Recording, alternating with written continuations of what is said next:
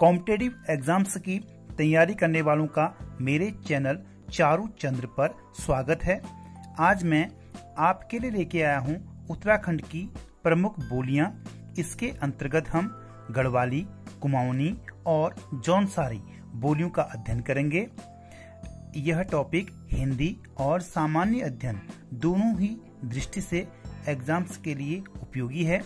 सबसे मजेदार बात यह है, हम इन बोलियों को शॉर्ट ट्रिक माध्यम से पढ़ेंगे, इसलिए आप इस वीडियो को पूरा देखिए और आपको यह वीडियो पसंद आता है तो आप इसे लाइक और शेयर जरूर करें।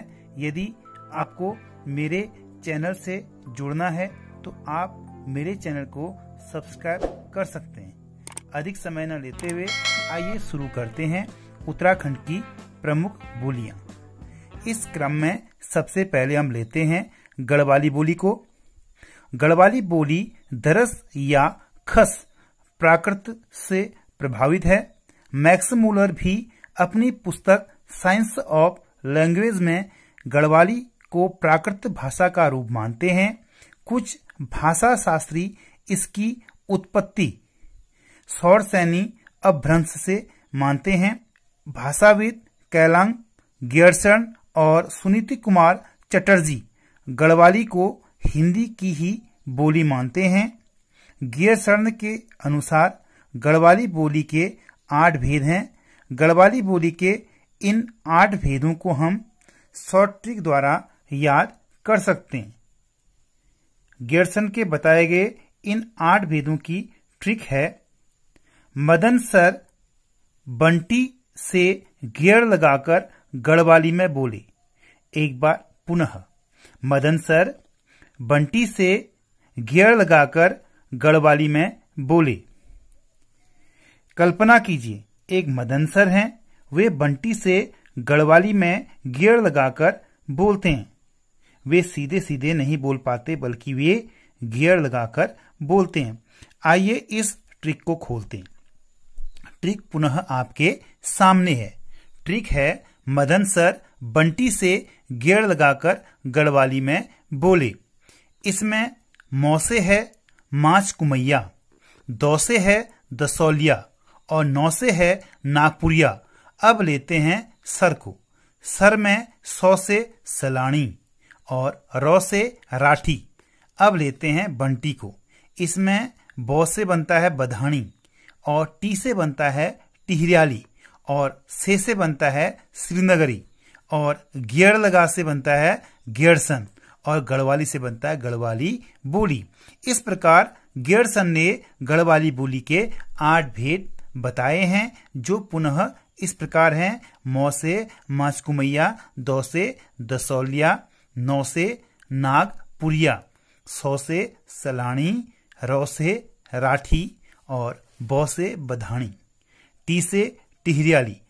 अब बात करते हैं इन बोलियों की लोकेशन की।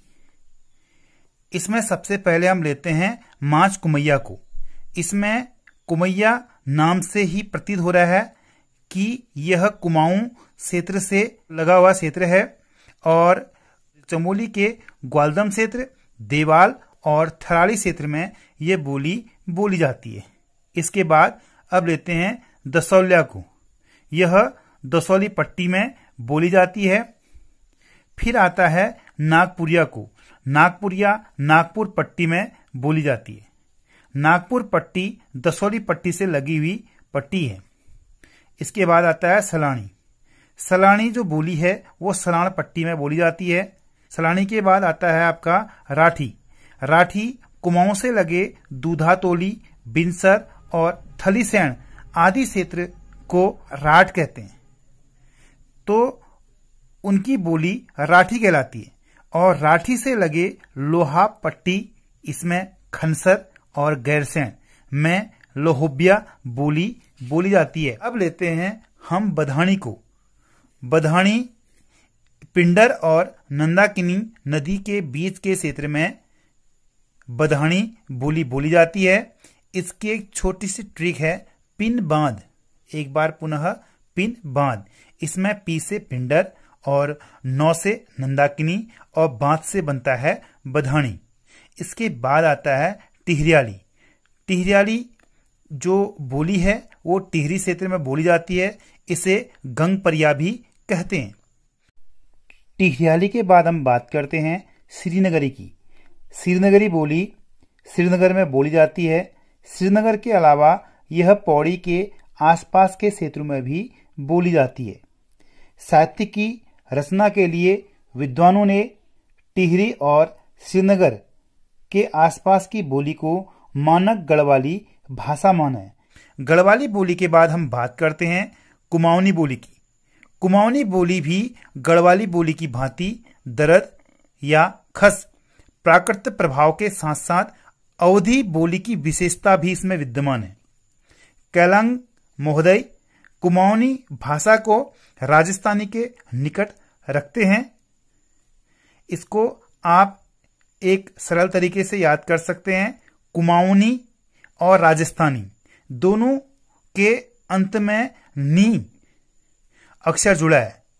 जो कुमाऊनी शब्द आप गौर से देखें, कुमाऊनी में भी नी अक्षर जुड़ा है और राजस्थानी में भी नी अक्षर जुड़ा है। और यह विशेषता किसने बताई? कैलंग महोदय ने। इसका संबंध सौर सैनी अपभ्रंश से भी है। अब देखिए, कुमाऊनी में भी अंत में नी है और सौर सैनी में भी अंत में नी है। कुमाऊनी और सौर सैनी। तो आप इन छोटे छोटे चीजों पर गौर करके आप अपना कंफ्यूज दूर कर सकते हैं।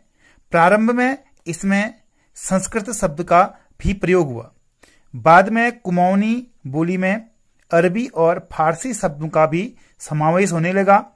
डॉक्टर केशव दत्त रुबाली के कुमाऊनी हिंदी के व्युत्पत्ति कोश नामक ग्रंथ के अनुसार अरबी फारसी के शब्दों का भी इसमें प्रयोग होने लगा। ये बात किसने स्वीकारी? केशव दत्त रुबाली ने। लेकिन 20वीं सदी आते आते हिंदी और अंग्रेजी के शब्दों का प्रयोग कुमाऊनी में होने लगा। इससे कुमाऊनी अधिक सरल हो गई। अब हम बात करते हैं कि जो कुमाऊनी बोलियों के कितने प्रकार हैं, और इस पर त्रिलोचन पांडे के अनुसार कुमाऊनी को 4 वर्गों के आधार पर 12 बोलियों में बांटा गया है। इसका जो वर्गीकरण किया कुमाऊनी बोली का किसने किया? त्रिलोचन पांडे ने। त्रिलोचन पांडे ने कुमाऊनी बोली को 4 वर्गों के आधार पर 12 बोलियों में बांटा है। इसमें सबसे प्रथम वर्ग की बात करते हैं पूर्वी कुमाऊनी की। पूर्वी कुमाऊनी बोली की ट्रिक है, कम शोर से अस्कोटी बोलो। एक बार पुनः, कम शोर से अस्कोटी बोलो। कल्पना कीजिए, केवल कल्पना, यदि आपको अस्कोटी बोली बोलनी है तो आपको कम शोर करके बोलना होगा।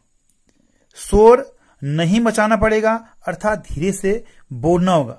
तभी ट्रिक बनी, कम शोर से अस्कोटी बोलो। आइए इस ट्रिक को खोलते हैं।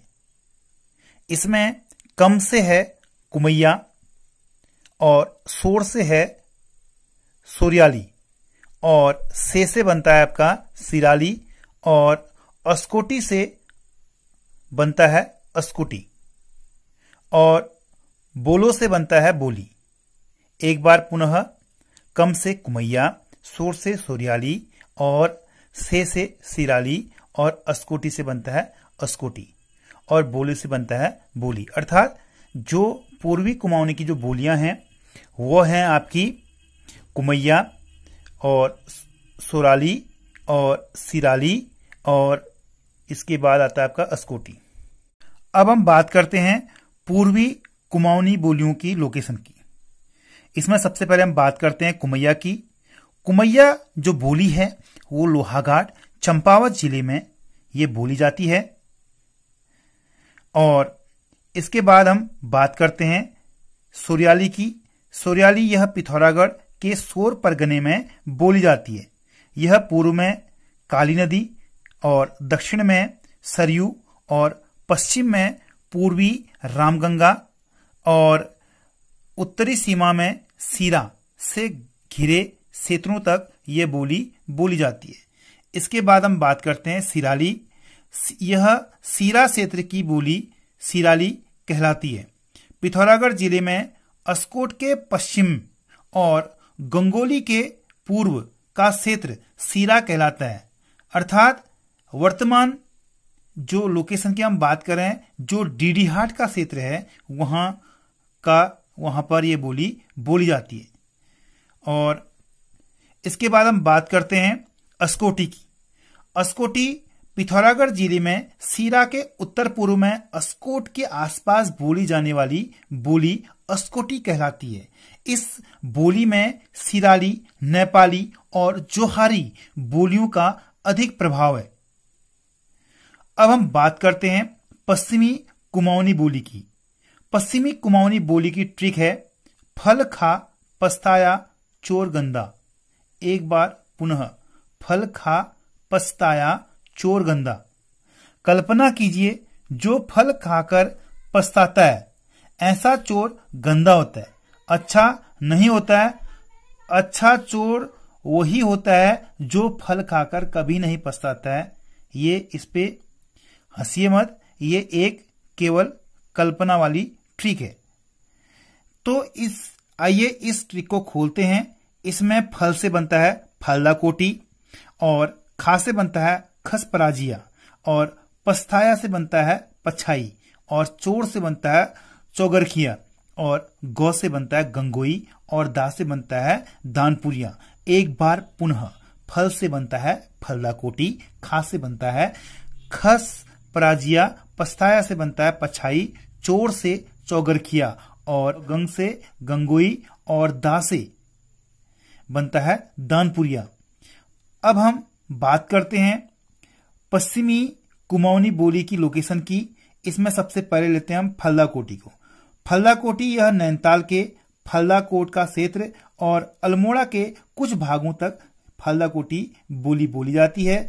फिर आता है खसपराजिया। खसपराजिया यह अल्मोड़ा के 12 मंडल परगने में बोली जाती है। और कुमाऊं में अतीत में खस जाति का प्रभाव रहा और उनकी बोली खसिया बोली कही गई, और इसी कारण इस बोली का नाम खसपराजिया पड़ा। फिर आता है पछाई। पछाई अल्मोड़ा के पाली पछाऊ क्षेत्र की बोली है। इसके अंतर्गत रानीखेत, द्वाराहाट, मासी और चौखुटिया क्षेत्र की बोली है।